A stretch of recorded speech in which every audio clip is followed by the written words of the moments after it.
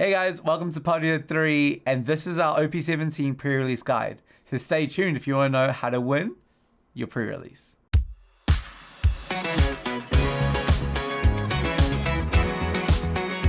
Hey guys, I'm James from Party of 3, and OP17 is just around the corner. I don't know about you guys, but I love pre-release. And OP17 is coming up. A pre-release allows us to open new packs and play with the cards right away. So if you want to destinate the competition, prepare yourself for pre-release. Stick around because this is the video for you. Small disclaimer, all the information we gathered is from the leaks that are circulating on the internet at the moment. So before you go to pre-release, hop on the internet and just see all the cards that are out there so you're well versed and prepared for what is to come. Additionally, this guide is completely subjective, as the card choices that were made are based on the combined playstyle of Party of 3. Lastly, this whole video is based that you're going to be playing Rainbow Luffy. Rainbow Luffy fares it out and also makes pre-release so much more fun, so play it. OP17 has a decent amount of 2k counters that is very accessible for a sealed event. 10 of them are commons, 8 uncommons, and the rest are 4 rares. That's a total of 22 2Ks, with over 80% of them having a higher pull rate as they are all available in lower rarity cards. So if luck is on your side and you pull at least 2 2Ks for every single pack you open, that's 12 2Ks that you get to put in your deck. So when you're setting up your deck, put those 2Ks aside because you definitely want to add them in. A special mention to event counters, as they come in handy when you need them. Events can range from a 0 cost 2k counter or a 1 cost 3 to 4k counter, with some of these having alternate effects, such as Withdraw Now and Allow Me to Save Face and Rocks Pirates are great control events that can assist in dealing with mid-sized threats. The events, there's still Code of Honor, you clowns, and There's No Authority in the Will That Lasts Forever will be classic game finishers that will give your leader unblockable if you're playing the Rainbow Luffy leader. Let's talk about invaluable assets, and those are your blockers. Big body blockers, which is going to be like your 7Ks and above, those will stay on the field indefinitely, as you can protect them easier with a counter, especially a 2k counter. Blockers like Aramaki, Kaido, and King have high power stats, and they also have high costs, which makes them hard to be targeted by removals. Let's not forget about small body blockers, as they can be extremely useful to protect both the board and your leader. Cards like Gloriosa, Yamato, and Black Maria will come in clutch when you need them. Here at Party of 3, we believe that a good deck is a consistent deck. So up next is going to be cards that have recurring abilities. Building Snake is a 4-cost 5,000 power with an active main that gives your leader 1 rested Don per turn, and on KO, key up to one of your opponent's rested characters with a cost of 6 or less. Value. Monkey D. Luffy, 4-cost for 5,000 power. On play, you may rest one of your Don cards. This character gains Rush during this turn. With an active main, once per turn, if you have 5 or less cards in your hand, set up to one of your Don cards as active. That's so good. Next up is Yasop, a 5 for 6,000 power. Value off the bat. On play, draw 1 card, rest up to one of your opponent's characters with a cost of 8 or less. End of your turn, set up to one of your characters with a type, including Redhead Pirates, as active. So draw a card, tap high cost. And 5 for 6.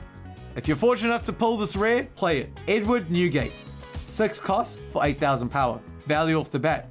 On play, draw a card. Once per turn, when your leader with a type including Rocks Pirates attacks or is attacked, you may trash 1 card from your hand to activate this effect. Your leader gains 3,000 power during this battle. That's insane. That means 3,000 power on attack, your 5k leader becomes 8k, and then on block, or when you're getting attacked, your leader now is buffed by 8k, by 3k, becoming an 8k, and it just turns a brick into a 3k counter. Beautiful. Honestly beautiful. Captain John, a 4 for 6. If your leader includes the Rocks Pirate and this character is rested, your opponent cannot attack any card other than this character. Active main, you may rest this character, draw one card, and trash one card from your hand. Oh. The value in this card is the cycle, for sure. The ability to go through your deck and getting the options that you need is priceless. Now, pair that with the fact that you're now locking your opponent to only attack this character, protects your life too, and all your other characters, say less. Charlotte Linlin, a 5 for 7. On play, your opponent gets to choose one. Either you draw 2 cards, or your opponent trashes 2 cards from their hands. On your opponent's attack, once per turn, you may trash 1 card from your hand. Up to one of your leader or characters gain 1,000 power during the battle. There's no way your opponent's gonna be like, oh yeah, you're drawing 2 cards. You're drawing 2 cards. It's a given. Unless your opponent has no hand. Unless your opponent has hand. Yeah, massive ass hand. Have no hand. Yeah. Miss Buckingham, Stussy. 3 cost for 5,000. On play, up to one of your opponent's characters with a base cost of 6 or less cannot attack until the end of your opponent's next end phase. Active main, you may rest 3 of your Don cards and this character. Up to one of your opponent's characters cannot attack until the end of your opponent's next end phase. This means that her second ability, her active main that she can do every single turn, can target anything on the board. There's no cost restriction to it. You can just stop anything from attacking. When we talk about value, this is what we're going to be talking about, and that is Atmos. A 4 for 6,000 power with a lovely ability, which is on your opponent's turn, this character gains 3,000 power. All right, it's nothing amazing, right? It's not an SR. However, in a sealed event, trying to kill a character with 9,000 power, and it gets to attack your opponent's leader every turn for 6,000. That's a 2k counter right there. Value in pre-release. There's one thing that we noticed in OP17, and that's that there is 2 magic numbers, 6 and 8. 6 cost characters and less are easily targeted by removal and KO effects, whereas an 8 cost and less are easily targeted by tap downs. This brings us to game enders. A 9 to 10 cost character, yes, it's extremely expensive, however, highly valuable. They're going to be extremely hard for your opponent to deal with, and they'll give you a leading edge into ending the game in your favor. Jack, a 9 for 10, character rush. On play, -1 Don.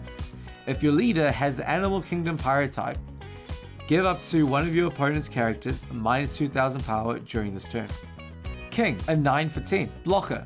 On your opponent's attack, once per turn, you may trash 1 card from your hand. Up to one of your leader or character cards gain +2,000 power during this battle. Lead performers, a 9 for 11. On play, -1 Don. If your leader has the Animal Kingdom Pirates type, add 1 card from the top of your deck to your life cards. Active main, you may trash this character, play up to 1 king, queen, or jack from your hand.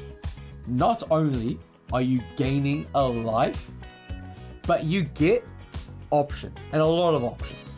First, once you play him, you could sack him, play jacks, go for a character rush straight away, eliminating some threats on the board, or hold him, attack next turn, then sack him, play jacks, and attack. The options are there. And the best game ender in the whole set is Shanks, a 10 for 12. It has rush, and on play, set up to 2 of your Don cards as active, then rest all of your opponent's characters. That's right, all. You heard me, all. Every single character that your opponent has, rest them all.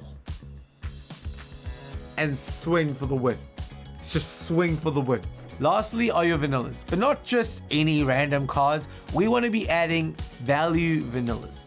These are cards that have 2,000 power more than what their cost is. So that's like a 3 for 5, a 5 for 7, That's where you're going to get the most value of them.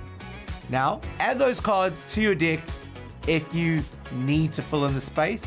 Otherwise, put in the cards that you need in your deck. And finally, if you've made it this far, thank you for watching. And go have fun at pre-release. And don't forget to go rip some packs. Till next time, guys. Goodbye.